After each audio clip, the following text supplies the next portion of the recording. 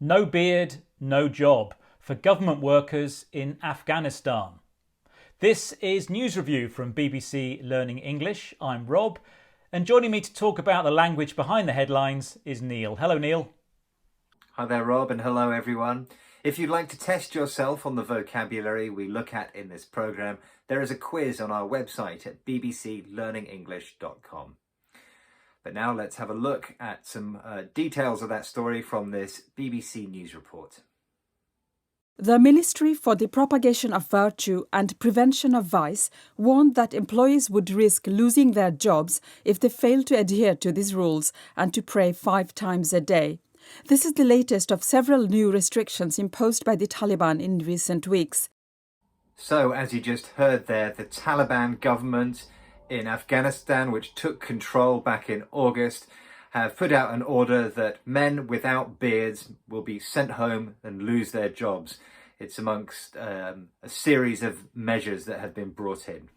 And we've got 3 words and expressions that you can use to talk about this story from news headlines. What are they, please, Neil? We have hardliners, bars, and show up. That's hardliners, bars, and show up. Okay, let's have a look at the first news headline, please.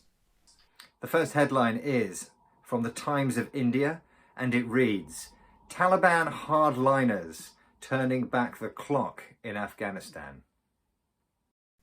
That's hardliners, people with strong beliefs or views. That's right, yes. So the first thing to say is that this word hardliner is quite clearly made up of 2 parts, hard and liners. And in this headline, in this version of it, the words are separated or connected even with a hyphen. But you will often see this word as just one word. Yeah, so if we break this expression down, we've got hard, which is something very strong, and then liners or a line is when you follow a particular belief or opinion. You follow a particular line, don't you? Yeah, that's a really useful way of thinking about it. The word hard in this case means strong, and line, as you said, is opinion. So we can use the word line to refer to your point of view or opinion. What is your line on something? It means what do you think about it? And so a hard liner is someone who has a very strong interpretation of how something should be. So it's very difficult to get them to change their mind, I guess. Yes, these are inflexible people, people whose minds don't change and who often have the strongest interpretation of a particular point of view or opinion, even amongst a group of people with the same opinion. So within, for example, a political party, the people in the party will have a similar opinion to each other, but the hardliners are the ones with the most extreme or strongest or strictest interpretation. And in the headline, we were using hardliners as a noun, but you can also use this as an adjective, can't you? Yes, you can use it as an adjective, for example, ahead of the word approach, a hardline approach to something. And again, it means that you have a very strict approach to whatever situation. So if I was in the office and, I like to drink tea, I won't consider drinking coffee. Does that mean I'm taking a hardline approach towards drinking tea? Well, you could say that. It would be a little bit strange, to be honest, because we use hardliner or hardline approach usually to refer to something which is pretty serious. And your decision between tea and coffee, I'm afraid, Rob, is not that serious. However, you could use it in a sort of humorous way because it exaggerates the importance of this thing. Okay, let's have a summary.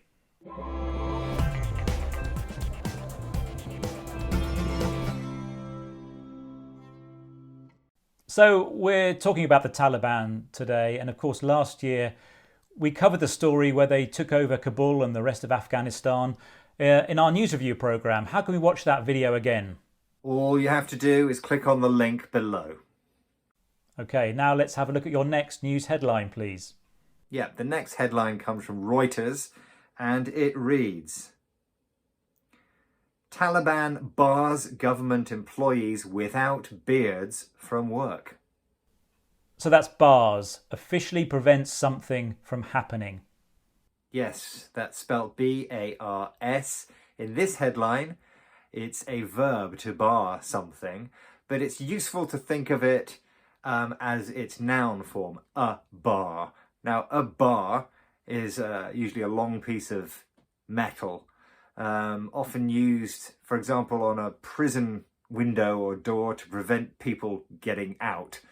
And that is how it's used as a verb. It means to prevent something from getting through. If you imagine, for example, a pathway or you're trying to get through a door and there is a bar, the bar is going to prevent you from getting through where you want to go. And as a verb, if you bar someone from doing something, it means you stop them. Yeah, and a criminal, if we put them in prison, we sometimes say we put them behind bars, don't we? That's the noun again, the physical bars. That's right, yes, yeah. And we can use other words such as bans and prevents and stops as well, yeah? Yes, bans, prevents, stops, they all have the same meaning as this word bars. Great, thanks for that. Let's have a summary.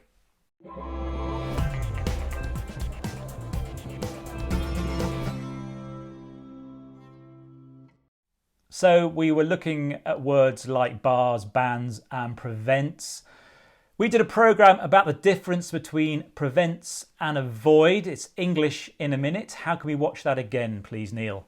If you've got just 1 minute to spare, you could learn something really useful. Click the link below. Now let's have a look at your next headline, please. Yes, my next headline comes from the Daily Sabah, and it reads, Taliban order Afghan government employees to show up at work with beards. That's show up, appear at a place. So show up is a phrasal verb made up of two parts, show and up. Now let's break that down. I know about a show. A show is something I might go and see in the West End where people are dancing and singing and things like that. Is it that kind of show we're talking about here? No, it's not, Rob. Show in this sense is connected to arrival, appearance. So to show up somewhere is to arrive or to appear in that place.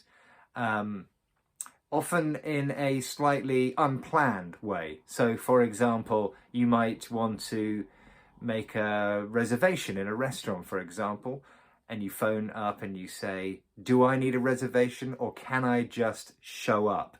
And that means arrive, appear, as I said, without necessarily a kind of firm plan. But if you do have a plan and you're late, then we can say you show up late.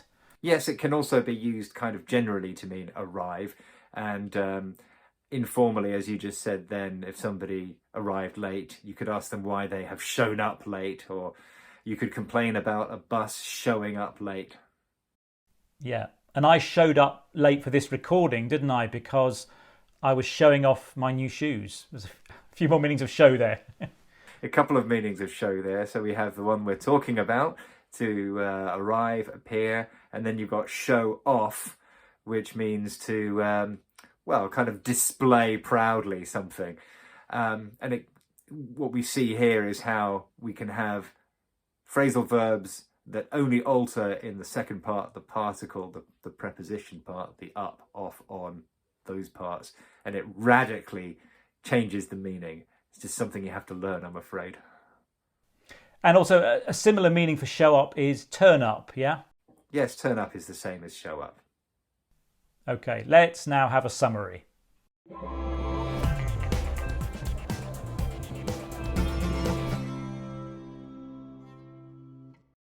Now it's time to recap the words and expressions that we've talked about today, please, Neil.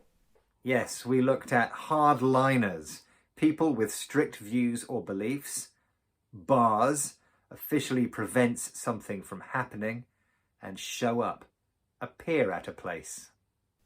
Now, if you want to test your understanding of these words and expressions, we have a quiz on our website at bbclearningenglish.com. And that's a good place to go to check out all our other learning English resources. And don't forget, we're on social media as well, so you can't miss us.